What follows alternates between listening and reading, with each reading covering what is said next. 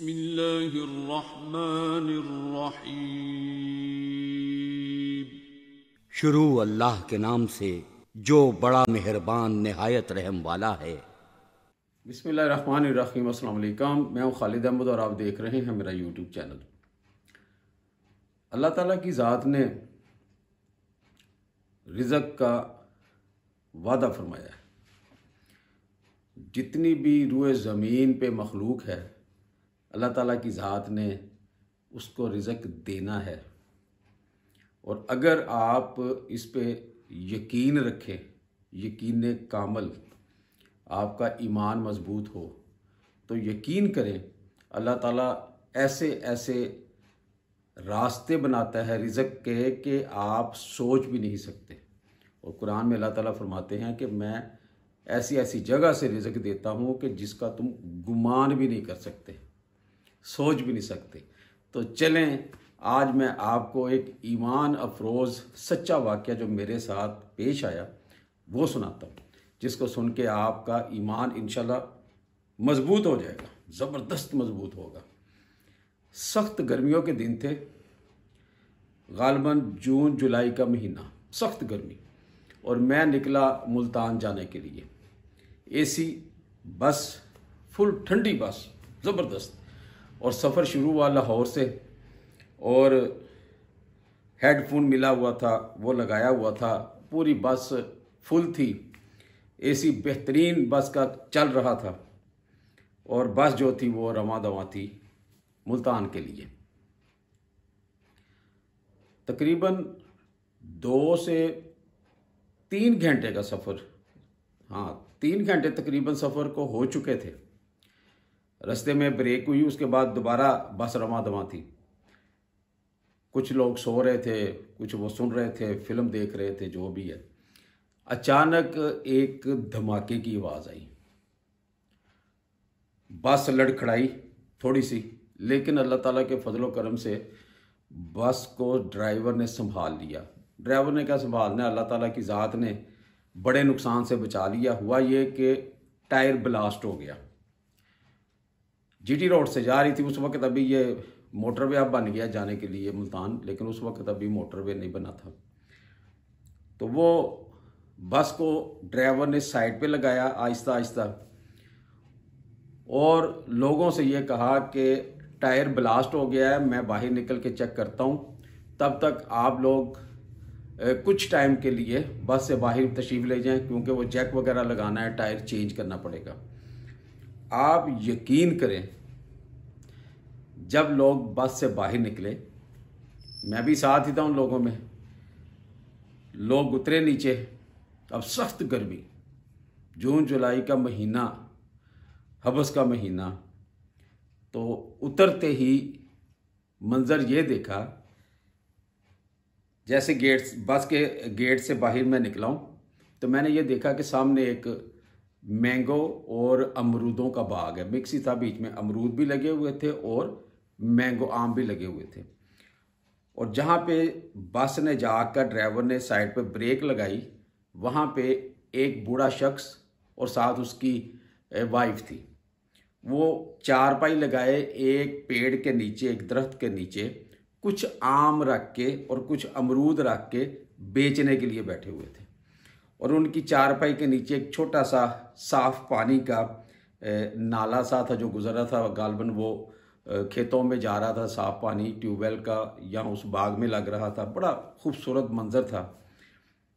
अब वो जहाँ पे बैठे थे, उस रोड के ऊपर कोई ज़्यादा रश नहीं था, वही मेन रोड जो ट्रैफिक मेन गुजरती थी, वही, कोई घर नहीं था आसपास, दूर शायद कोई गांव होगा। तो वो बैठे थे बेचारे कुछ बेचने के लिए, कि गुजरते लोग रुक के तो कोई अमरूद ले लेगा, कोई वो मैंगो ले लेगा, सीज़न था, सीजनल फ्रूट है मैंगो। आप यकीन करें, जितने लोग बस में से नीचे उतरे, उन्होंने उस बाबा जी से मैंगो ख़रीदने शुरू कर दिए। अब फ्रेश मैंगो थे, दरख्तों से पके हुए, जो नेचुरल पके होते हैं, वो पड़े हुए थे। जो ले रहा था उसी पानी से धो के, जब वो वहाँ से धोकर खा रहा था तो उसको इतना मज़ा आ रहा था, तो वो कह रहा था बाबा जी 2 किलो और दे दो, 3 किलो और दे दे। इसी तरह उसके अमरूद बिकने शुरू हो गए। देखा देखी जो अंदर बैठे थे बस में और वो खिड़की से देख रहे थे, वो भी बाहर आ गए। पूरी बस के लोग बाहर आ गए। उन्होंने जनाब बाबा जी से शॉपिंग की। कईयों ने 4-4, 5-5 किलो मैंगो लिए कि जा रहे हैं तो साथ ले जाएं, गिफ्ट और खाएंगे हम।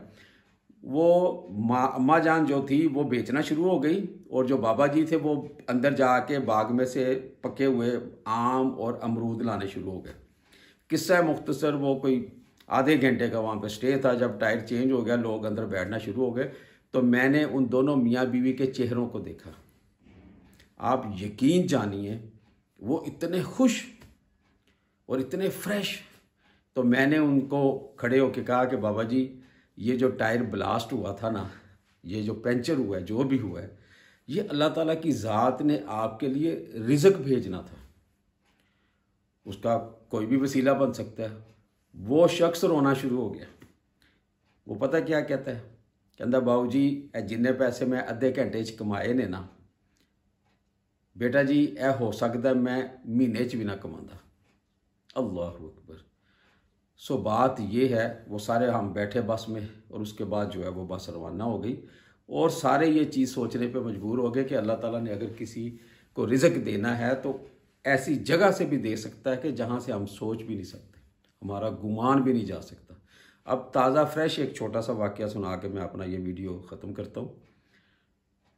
और आपको ये मैं कहता हूँ, ताकीद करता हूँ कि अल्लाह ताला की ज़ात के ऊपर ईमान रखें।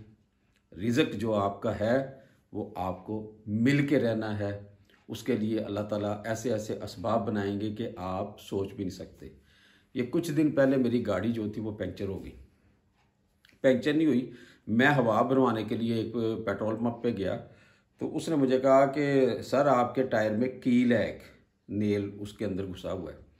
तो ट्यूबलेस टायर है, तो कहता है कि ये लगवा ले वरना टायर ख़राब ना कर दे। उस दिन मेरे पास टाइम नहीं था, तो मैंने कहा यार अब मेरे पास टाइम नहीं है, 1-2 दिन के बाद मैं देखूंगा, आप हवा भर दो। हवा भर ली। फिर नेक्स्ट डे निकला मैं इसी काम के लिए। तो जब मैं एक जगह पे पहुंचा पंक्चर लगवाने के लिए, तो वहाँ पे रश बहुत था।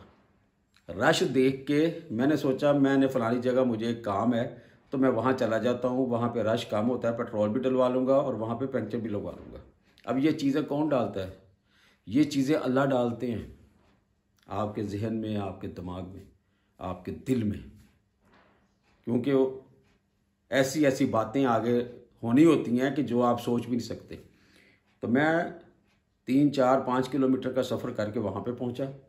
वहाँ पे जाके मैंने पेट्रोल डलवाया, और पेट्रोल डलवाने के बाद जब मैं पंक्चर लगवाने के लिए गाड़ी खड़ी की, खड़ी करते ही वहाँ पर एक बुज़ुर्ग आ गया मेरे पास। बूढ़ा आदमी, 70 साल से ज़्यादा उनकी एज। अस्सलाम वालेकुम। मैं कहा वालेकुम सलाम। सर बूट पॉलिश कर दूँ तुहाडे? मैंने उस बाबा जी के चेहरे की तरफ देखा, परेशान चेहरा और बुढ़ापा। तो मैंने कहा बाबा जी कर दें। उन्होंने मुझे एक चप्पल दी, मेरे शूज़ ले के साइड पे बैठ के मैंने उनका वो शॉर्ट भी डाला है, आप उसमें देख सकते हैं मेरे इस चैनल पे। और बाबा जी पॉलिश करना शुरू हो गया, तो मेरे से रहा ना गया, मैं उठ के बाबा जी के पास चला गया और मैंने जाके उनका छोटा सा इंटरव्यू किया, और वो मैंने रिकॉर्ड भी किया, वो आप शॉर्ट्स में देख सकते हैं। फिर मैंने उनकी हेल्प की, उनकी स्टोरी सुनने के बाद। कितनी की ये मेरे और अल्लाह के दरमियान है, लेकिन कहने का मकसद ये है कि देखें अल्लाह ताला ने उसके लिए कहाँ से कहाँ मुझे भेजा और फिर उसकी मदद हुई। इसी तरह अल्लाह ताला की ज़ात जब किसी के लिए रिज़्क का सामान पैदा करना चाहें तो वो ऐसी जगह से पैदा कर देते हैं कि जहाँ से हम गुमान भी नहीं कर सकते, हम सोच भी नहीं सकते। अल्लाह ताला हमें समझने की, अमल करने की और अल्लाह ताला की इन हिकमतों को समझने की तौफीक दे।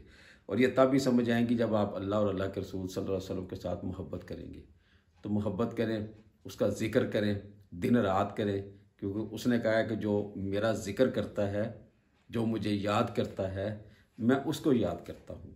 तो जब वो आपको याद करेगा तो फिर इस दुनिया में कोई कमी नहीं रहेगी। आपके लिए आसानियां ही आसानियां हैं। ख़ज़ां को फिर भूल जाएं आप। अल्लाह ताला आपका हामी व नासर हो। खालिद अहमद को इजाज़त दे। अपना बहुत ज़्यादा ख्याल रखिएगा, दुआओं में याद रखिएगा। आई लव यू के साथ। अस्सलामु अलैकुम वरहमतुल्लाहि वबरकातुहू।